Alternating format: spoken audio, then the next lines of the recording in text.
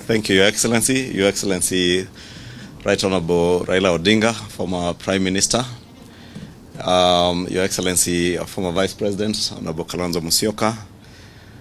Honorable members of NADCO and members of the Fourth Estate, good afternoon.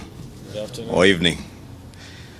Your Excellency, Prime Minister, as my co-chair, Vice President Kalonzo Musyoka has said, we are here to formally and officially hand over to you the product of the work that yourself and the President did task this team to work on.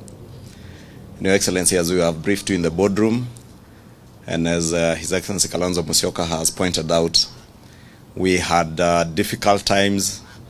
We also had easy times on some of the subjects that were before us. We began not on a very easy note, but eventually, Your Excellency, we can report to you that we were able to surmount all the challenges that we began with and eventually agreed on 5 thematic areas that we would tackle and on an agreed agenda, unlike the way we had begun initially. And eventually, we did agree on almost 90% of the issues that you did task us to address in the National Dialogue Committee. And the few issues that we could not agree on, Your Excellency, as you will read in the report, there are issues that we referred to yourself and to His Excellency the President.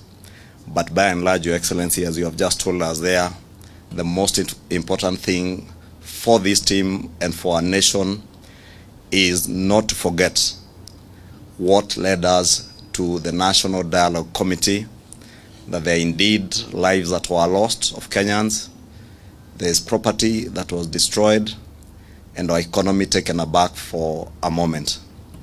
But the lessons, Your Excellency, that we have learned as a team and as Kenyans, that there is no task that is beyond people or a people in a country when they speak to each other and when they dialogue.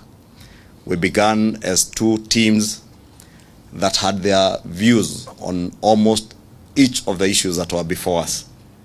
But we were able, through dialogue, to build consensus and agree. And I want to believe even the things that we have referred to you and His Excellency the President are issues that, considered together in the spirit of Kenyanhood, we shall be able to surmount and move together as a country. We have learned our lessons. And Your Excellency, as you have rightly told us, the best gift that we can gift to those families who lost their loved ones, those who lost property, is to ensure that never again in this country shall violence become part of our political discourse, and that we shall always endeavor as a nation to speak with each other and resolve our issues amicably. With those many remarks, Your Excellency, let me say on behalf of this Kenya Kwanza team, for many of us it's our first time to be at Capitol Hill. And there is a time,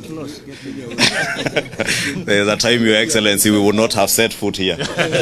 So we are indeed grateful that we are now here as part of the Kenya Kwanza team that are happy to have been welcomed here by yourself and your great team here.